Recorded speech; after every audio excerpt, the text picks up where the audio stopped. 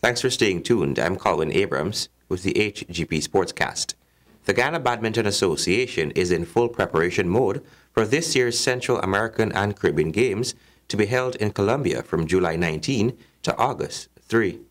Stanford Howard has the details. President of the Guyana Badminton Association, Gukran Ramdani, talks about the Guyana badminton team's preparation for the upcoming CAC Games, in which he explained that Guyana doesn't have a team, but an individual player. He explained the reason for that. Not only that, but when you go to these tournaments, you need to play not only singles, but doubles, because it helps to break down the draw, to give the seeded players and the ranked players a better chance to get into the games. So far, we've not been able to do that because we were only allowed to carry one player. He also mentioned that because Guyana only had the chance to carry one player, he also got on the wrong side of the draw, resulting in him not going too far in the tournament. But in this year's preparation, Guyana Badminton Association may have the chance to take many players. So we may have a chance to carry 4 players, 2 boys, 2 girls. So we'll be able to play in the team event and the individual event. Now here's it now that the training has started already, and they were going to play like in the individual and the team championships.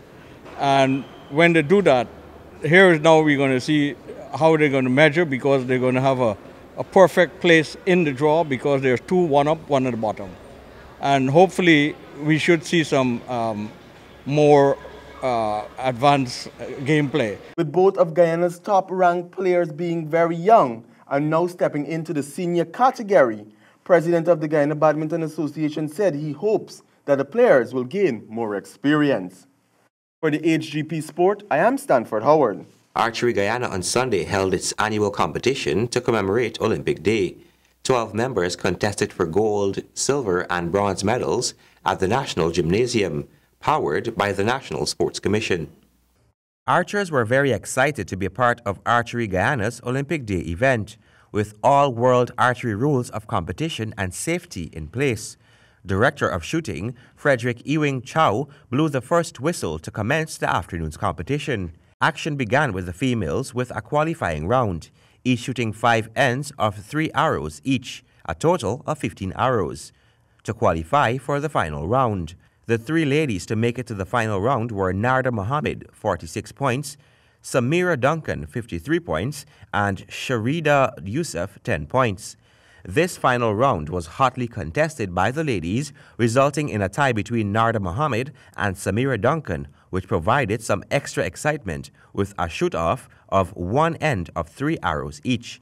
The winner of the shoot-off and gold medal winner was Mohammed with 16 points, while Duncan got the silver with 6 points and bronze went to Yusuf. The junior class saw lone competitor Jessica Callender taking away the gold. In the senior men's class, there were 7 competitors. The first 4 to the target were Anand Mangra, Robert Singh, Ryan McKinnon, and Antonio Hackett, while the other 3 men were Colin Lunk, Nicholas Hing, and Umasankar Madre.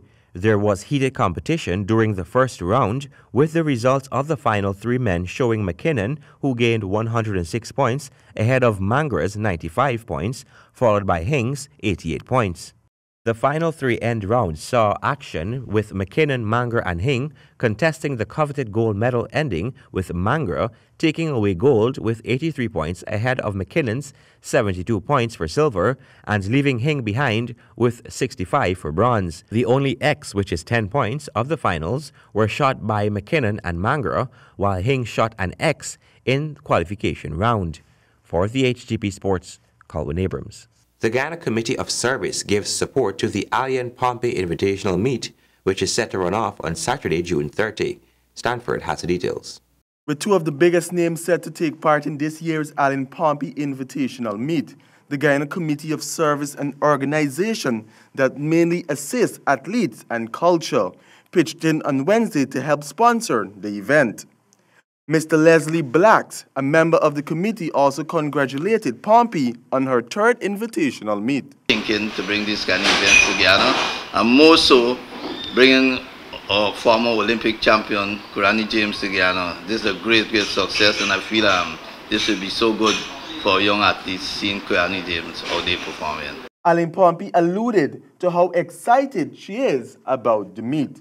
Critical pieces of this event being a success is the amount of support that we've received from, corporate sponsors and committees and individuals like yourself. So we're extremely, extremely grateful and thankful. I hope that the general public, I hope that you and the other fans are able to see this event in person. And as you mentioned, one of the big pieces for us is to have the young athletes see these people that they might have only seen on television or in the newspaper and in the media, to have the opportunity to see them in person, perhaps to meet them, and in some cases to compete against them. The event will run off sharply at 3 p.m. on Saturday at the Lenora Track and Field Stadium, with general admission being $1,000 and VIP $5,000. For more information on the meet, please check out the website at www.alinepompeyinvitational.com. For HGP Sport, I am Stanford Howard. The State Assets Recovery Agency will be hosting a Lash It Out cricket tournament on July 13 from 18 hours at the Demerara Cricket Club ground.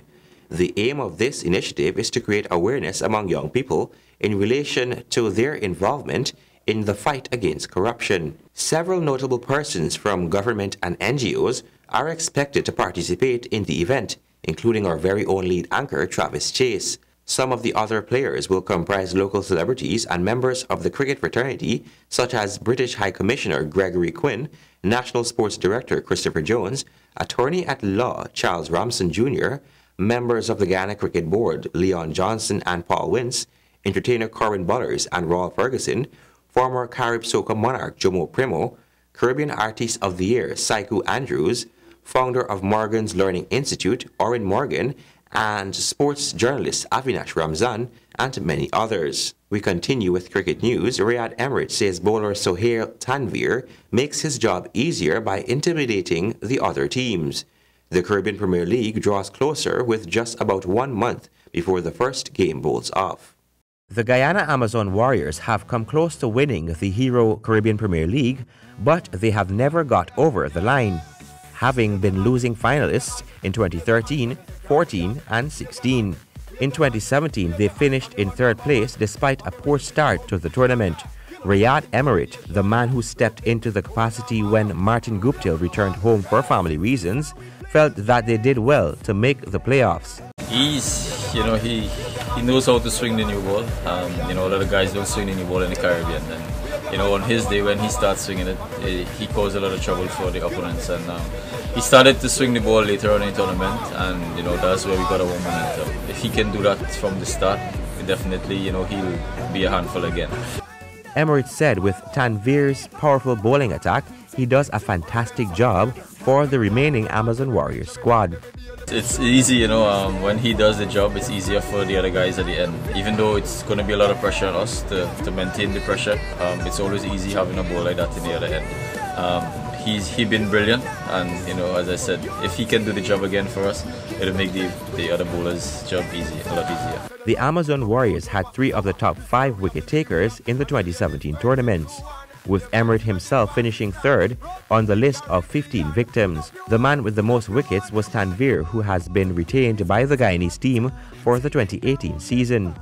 The Hero CPL runs from August 8 to September 16, with matches across the Caribbean and Florida in the USA. For the HGP Sports, COLWYN Abrams. And that has brought us to the end of this edition of the HGP Sportscast. Remember, if your dream is big enough, the facts don't matter. Goodbye.